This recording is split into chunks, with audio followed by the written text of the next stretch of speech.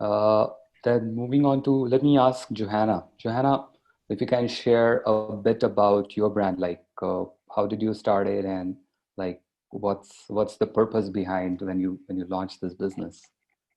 Um, I always say we were kind of the reluctant uh, entrepreneurs, meaning my husband and I own the business. We were school teachers that um, were budget cutted out of jobs. So I got this idea to start a mocktail bar really out of desperation. We had to do something. But I was a big seltzer drinker and I love to mix drinks with seltzer. I love to drink alcohol too, but I, couldn't drink that much, maybe a really good cocktail now and then. Anyway, it kind of came out of necessity. And my husband and I didn't have a background in business or bars or anything, but I think that actually helped us because I feel like we sort of created our own unique little bar. We didn't have any preconceived notions of how to do it. So anyway, that when we launched it, again, as everybody was saying here, the focus was totally on healthy ingredients, as much fresh and local as we could get. And we just noticed the reason everybody always asks us, well, then why did you start bringing in alcohol? Because we were making it as a non-alcohol bar.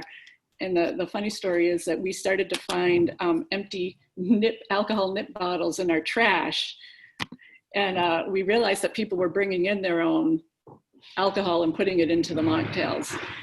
So then we just thought, well, we have this unique opportunity in this very entrenched kind of business, a bar business, to change it. And so we just offered alcohol. We just kept it so that half the menu is non-alcohol, the other half's cocktails. And we don't care whether you drink or don't drink. We just give you the opportunity to have a really good drink. And so that's always been what's the focus of the business. But again, also selling the ingredients, having the shop attached right to the bar, so anybody could, if they whatever they drank, alcohol or non-alcohol, they could then buy the ingredients. And that's, like you were saying, we started in 2013.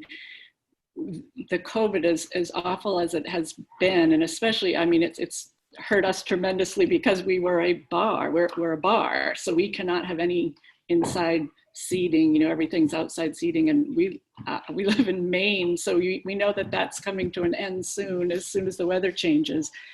But the like you were all saying, the bright spot was we had already started producing our own line of products several years ago, all geared towards the home mocktail and cocktail drinker. So then enter COVID and the switch over to really putting all our effort into our online sales and Zoom classes. That was something we didn't even know about. We always did online in-house classes, teaching people about how to mix their own drinks using good ingredients. But didn't know anything about Zoom until COVID, and now that's opened up a whole new world for us of COVID mixology classes, mocktail and cocktail. Oh. So that's opened up, from kid classes, we call them Fizz, F-I-Z-Z ed, Fizz ed classes, for especially now that kids are homeschooling, being home, and they're trying to find things to do.